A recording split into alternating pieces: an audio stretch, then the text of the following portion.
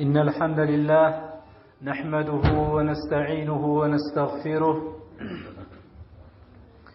ونعوذ بالله من شرور أنفسنا ومن سيئات أعمالنا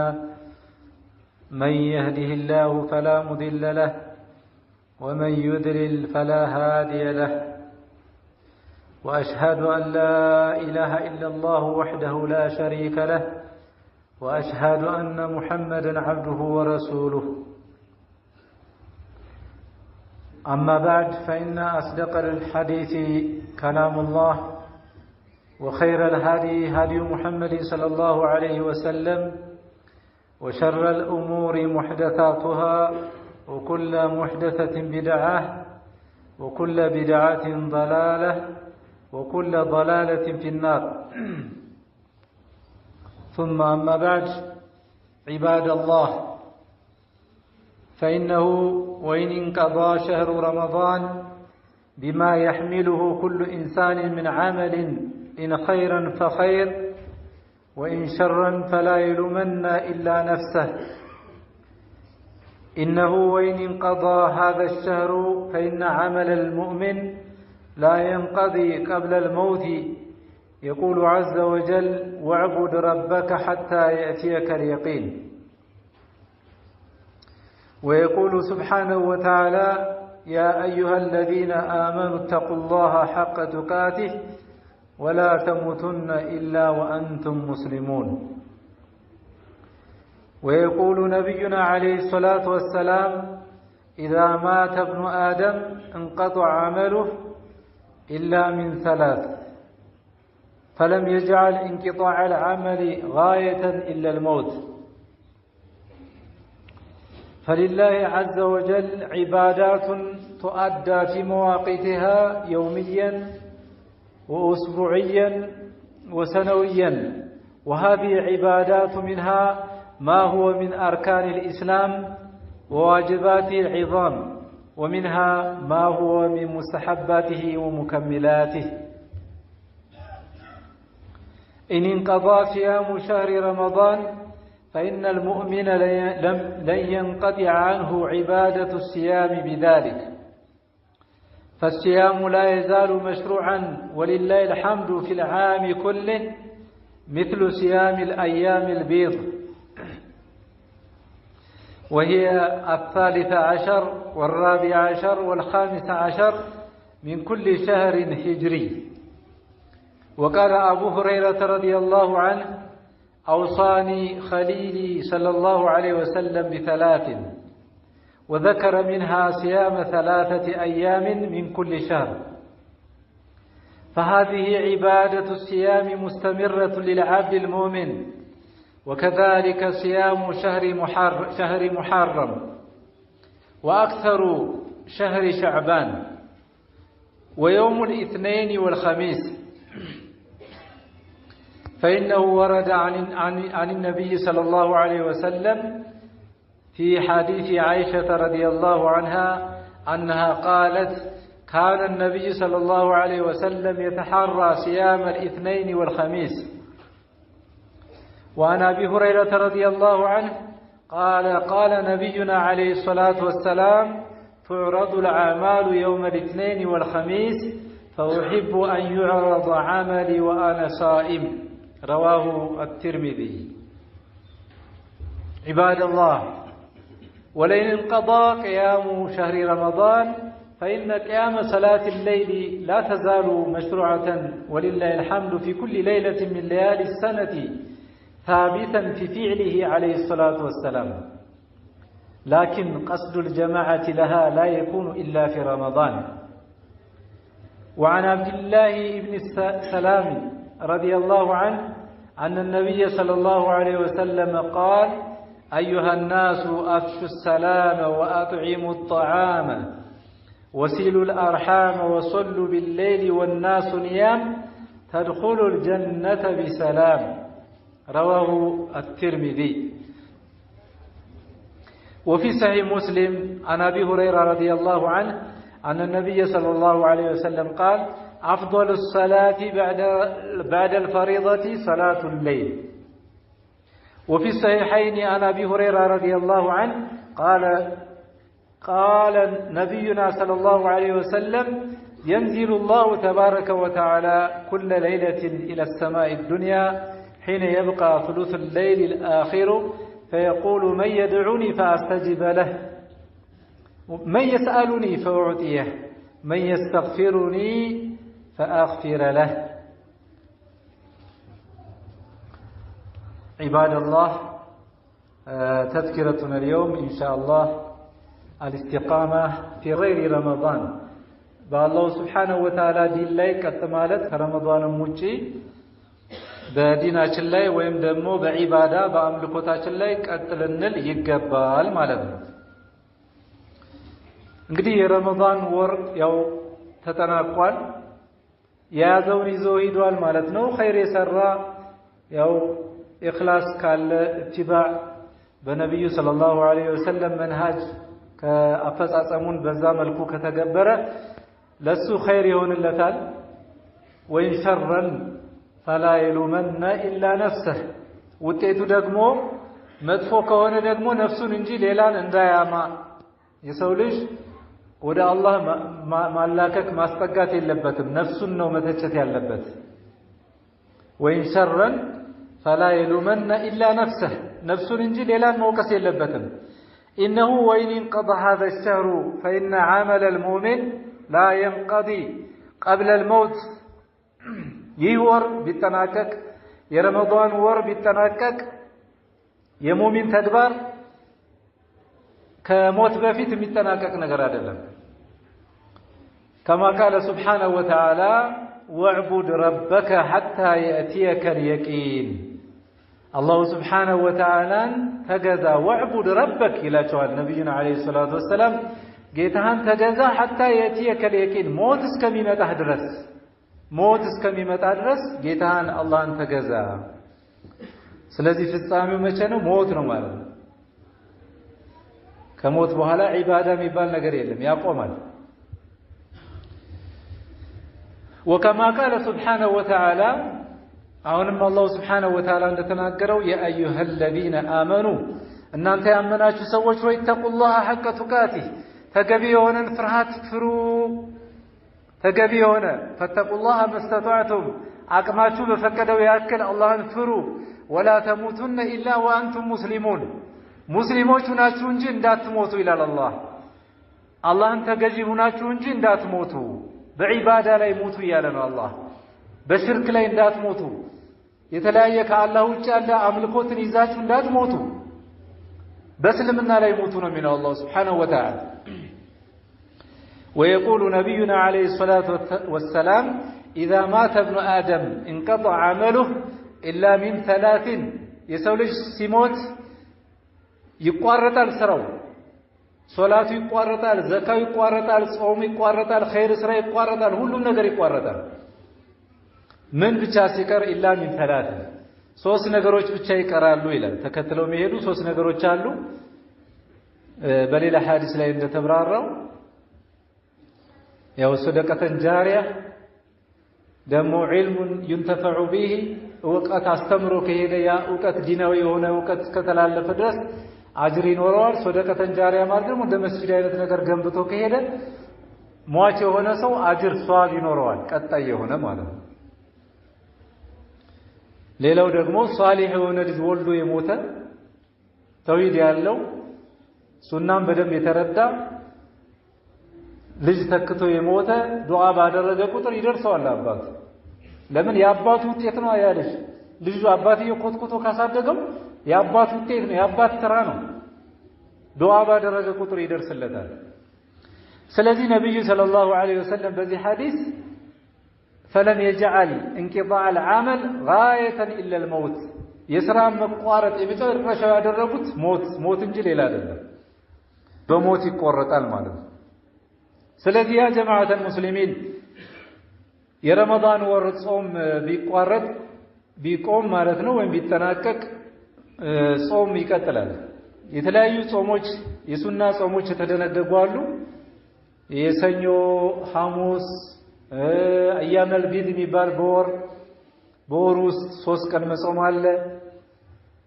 እንደዚሁም የአሹራ ጾም አለ ሌሎች የተለያዩ ጾሞች አሉ እስከ ዓመት ድረስ ምን ጾማቸው ማለት ነው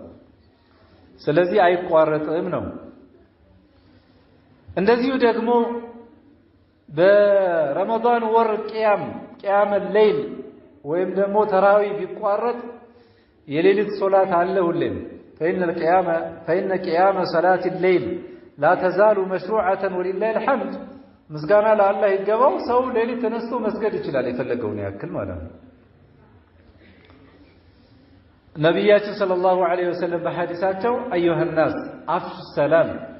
ሰላምታችሁን ግልጽ አድርጉ አሉ ወአጥዒሙ الطعام ምግብ አብሉ ለተራበ አብሉ ለምስኪን ወሲሉ الارحام ዝምድናን ቀጥሉ ወሰሉ بالليل በሌሊት ስገዱ والناس نيام ሰው ተኝቶ ባለበት ሰዓት እናንተ ብድግ ብላችሁ ሶላት ስገዱ تدخلوا الجنة بسلام አሉ ነብያችን አለይሂ ሰላቱ ወሰለም በሰላም ጀነትን ትገባላችሁ ይላሉ ትርሚዚ ላይ በተዘገበ ሐዲስ ማለት ነው እና ኢባዳዎች አይቋረጡም ነው عباد الله إن للقبول والربح في هذا الشهر علامات ይሄ እንግዲህ ረመዳን ወር ጾሙ አንድ ሰው ምልክት አለው አላህ Subhanahu Wa Ta'ala ተቀብሎት መሆኑ ምልክቶች አሉ ይላሉ ዑለሞች እንደዚሁም ደግሞ የኪሳራ ተቀባይነት ማጣቱ ምልክት አለው ይላሉ እንግዲህ ከዒባዳ ላይ በዒባዳ ከቀጠለ በዛው ሶላተል ጀማዓውን በዛው ወከዛሊክ ሌሎችንም ዒባዳዎች ሌሎችንም አምልኮቶች አምስት ወቅት ሶላት እንደዚህ የማይለይ ከሆነ ቁርአንም ይቀራ ከሆነ ሰደቃውንም ይሰድቅ ከሆነ በዛው ከቀጠለ ይሄ ለስራው ተቀባይነት ምልክት ነው ይላሉ ዑለሞች ረመዳን ጾሞ ደግሞ ረመዳንን ጨርሶ ከዛ በኋላ መስጂዱን የሚሰናበት ከሆነ ወደ ድሮ ጅል ተግባሩና መጥፎ ተግባሩ የሚመለስ ከሆነ ደግሞ አላህ Subhanahu Wa Ta'ala እንዳልተቀበለው ምልክት ነው ይላሉ كما أخبر النبي صلى الله عليه وسلم أن جبريل عليه السلام قال له ومن أدركه شهر رمضان يا رمضان ور أجنتت فلم يغفر له مهرت على جنيت يالتمار رمضان ور يا رمضان ور أجنت يالتمار فمات يموت فدخل النار أسات يقبا فأبعده الله سبحانه وتعالى كرهمته ياركوا له جبريل إنن دعاء سيادرك نبي صلى الله عليه وسلم آمين بالوالد سلذي عبادات الله فاجتهدوا عباد الله في طاعة الله اللهم بمتازز لي إن أنت الله باروشوي تبراتوا تنكروا وذكروا أولادكم بجوشاتون أستوسوا وأهليكم بمداومة العبادة لله አምልኮታቸውን ዘወትር እንዲፈጽሙ ማነቃቃት ልጆችን ቤተሰቦችን ሚስትን ልጆችን አላህን ዘወትር እንዲገዙ ማነሳሳት ያስፈልጋል ወንድሞችን ማስታወስ ዘመዶችን ማስታወስ ጎረቤቶችን ማስታወስ ምስኪኖችን ማስታወስ ሰደቃ በመሰደቅ ዝምድናን በመቀጠል ይሄ ከሆነ ትልቅ የሆነ ምልክት ነው ማለት ነው አላህ Subhanahu Wa Ta'ala ጾማችንን እንደተቀበለን ምልክት ነው ኢባዳችንን እንደተቀበለ ምልክት ነው فرب صدقة صغيرة لا تلقي لها بالا تكون حرزا لك من نار جهنم ይላሉ ዑለሞች ስንት ትንሽ የሆነች ሰደቃ ለምስኪን የሰጠሃት ትንሽ ናት ብለህ አንተ የናቃት ከምንም ነገር ያልገመትካት ላንተ ከእሳት ከጀሃነም እሳት መጠበቂያ ሆና ትገኛለች وسببا في دخول الجنة جنة ለመግባት ሰበብ ሆና ትገኛለች روى الترمذي والنسائي عن أبي هريرة رضي الله عنه أن النبي صلى الله عليه وسلم قال ما تصدق أحد بصدقة من طيب ولا يقبل الله إلا طيب إلا أخذها الرحمن بيمينه عند سو صدقة لمسكين مسوات أي مسوتن كترو ገንዘቡ الله ጥሩ ገንዘብ እንጂ አይቀበልምና الله በቀኝ እጁ የሚይዛት ቢሆን እንጃችን ወይን كانت تمرة تمر እንኳን ብትሆናል ተምር ትንሽ ናት ተምር فتربو في كف الرحمن كالله مدف ያቺ ትባዛለች ትበረክታለች حتى تكون اعظم من الجبل ከተራራም በላይ ትሆናለች ትረባለች كما يربي احدكم فلوه ይሄ የአህያ ውርንጫ ወይም ደግሞ የበቅሎ ልጅ ትንሽ የነበረው ተንከባክበው ሲያሳድጉ ትልቅ እንደሚሆነው ማለት ነው የሆነ ግልገል ትልቅ እንደሚሆነው አላህ ያችን ትንሿን ነገር ያባዛለታል فهذا دليل على عظم اجر الصدقه صدقه اجر ከፍተኛ እንደሆነ ትልቅ የሆነ ማስረጃ ነው وإن كانت يسيرة تنش እንኳን ብትሆን أقول ما تسمعون وأستغفر الله العظيم لي ولكم من كل ذنب فاستغفروه إنه هو الغفور الرحيم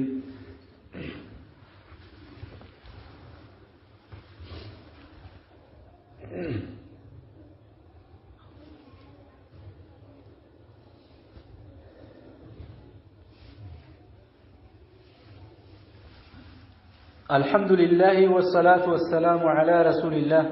وعلى آله وصحبه ومن تبع هداه أما بعد عباد الله اعلموا أن من هدي النبي صلى الله عليه وسلم في هذا الشهر ألا وهو شهر شوال وقو كنبي صلى الله عليه وسلم من مريا وسط عنده شوال ور ውስጥ የሚተገበር ተግባር ነው أنه كان يصوم فيه 6 أيام 6 ቀናቶችን በዚህ ወር ውስጥ ይጾሙ ነበር ያላህ መልእክተኛ ففي صحيح مسلم عن أبي أيوب الأنصاري رضي الله عنه أن النبي صلى الله عليه وسلم قال من صام رمضان يصوم ثم أتبعه 6 كذا 6 ቀን ያስከተለ من شوال ور ውስጥ كان كصيام الدهر عامتون مولو እንደጾመ ይቆጠርለታል ይላል وذلك أن الحسنة ب10 أمثالها لمن عند መልካም ስራ በ10 ስለሚባዛል የረመዳን ጾም አንድ ወር يقابل صيام 10 أشهر የ10 ወር ጾምን ይተካል 10 ወር የ10 ወር እንደጾመ ይቆጠራል ማለት ነው አንድ ወር ረመዳን በ10 ስናባዛው 10 ወር وصيام 6 أيام እቺ 6 ቀኗ ደግሞ የሸዋሏ من شوال يقابل صيام شهرين ሁለት ወርን ደግሞ አቻ ትሆናለች ሁለት ወር እንደጾመ ይሄ ሁለቱ ሲደመር ሁለት ወሩና 10 ወር 12 ወር አንድ አመት ማለት ነው فكان ذلك تمام السنة وكأنما صام الدهر አመቱን እንደጾመ ይቆጠራል ይላል وقد رتب النبي صلى الله عليه وسلم هذا الثواب على إتمام صيام رمضان إنن صوم نبي صلى الله عليه وسلم إنن من دال ماغنيت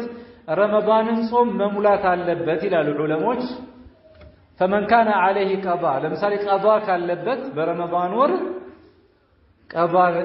እዳ ካለበት ያልጾመው ወይ በህመም ሊሆን ይችላል ወይ በሰፈር ወይም ሐይድ በማየት ሴቶች فالافضل أن يقضي ما عليه بلاجو የትኛው ነው قضاء መጀመሪያ ማውጣቱ اولا ثم يصوم 6 من شوال كذا كشوال ور 6 ቀኖችን መጾም وسواء صام هذه 6 متقطعة أو متصلة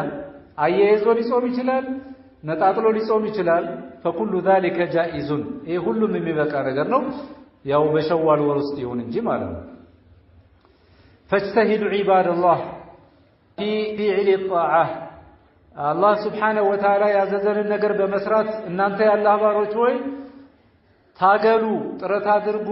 واجتنبوا الخطايا والسيئات ኃጢአቶችን ወንጀሎችን ራቁ لتفوزوا بالحياة الطيبة في الدنيا والآخرة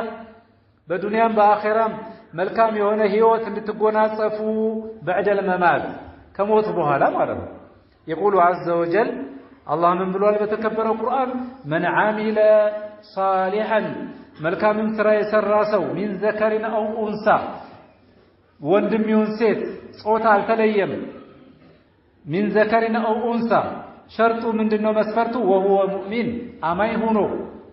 الله ببتنينة ميقزا ما شارك توحيد يالله ينبي سنة مكتل እንዲህ ከሆነ فلنحيينه حياة طيبة መልካም የሆነ ህይወትን እናኖረዋለን ይላል الله عز وجل فلنحيينه حياة طيبة ولنجزينهم أجرهم بأحسن ما كانوا يعملون سيساروت كنبروا سرا بأماره نيتا واقاتشون انمددالن انكفلاتشوالن إلى الله واسألوا ربكم الثبات على دينه والخوف من غضبه وما يجيب عقابه نعوذ بالله من موجبات غضبه وآلم عقابه نسأل الله عز وجل أن يلهمنا أجمعين رشد أنفسنا وأن يصلح لنا شأننا كله وصلوا وسلموا على محمد بن عبد الله كما أمركم الله بذلك في كتابه فقال إن الله وملائكته يصلون على النبي يا أيها الذين آمنوا صلوا عليه وسلموا تسليما اللهم صل على محمد وعلى آل محمد كما صليت على إبراهيم وعلى آل إبراهيم إنك حميد مجيد وبارك على محمد وعلى آل محمد كما باركت على إبراهيم وعلى آل إبراهيم إنك حميد مجيد اللهم ثبتنا على الإيمان اللهم ثبتنا على الإيمان يا رب العالمين اللهم ثبتنا على الإيمان والعمل الصالح وأحينا حياة طيبة وألحقنا بالصالحين اللهم اغفر لنا ولوالدينا وللمؤمنين والمؤمنات على أحياء منهم والأموات اللهم احفظنا بحفظك واكلنا برعايتك اللهم من أرادنا وأراد المسلمين بسوء فأشغله في نفسه يا رب العالمين ورد كيده في نهره اللهم أعن إخواننا في بلاد المسلمين اللهم فرج عن المسلمين يا رب العالمين اللهم فرج عنهم في كل مكان وصلى الله وسلم على نبينا محمد وعلى آله وصحبه أجمعين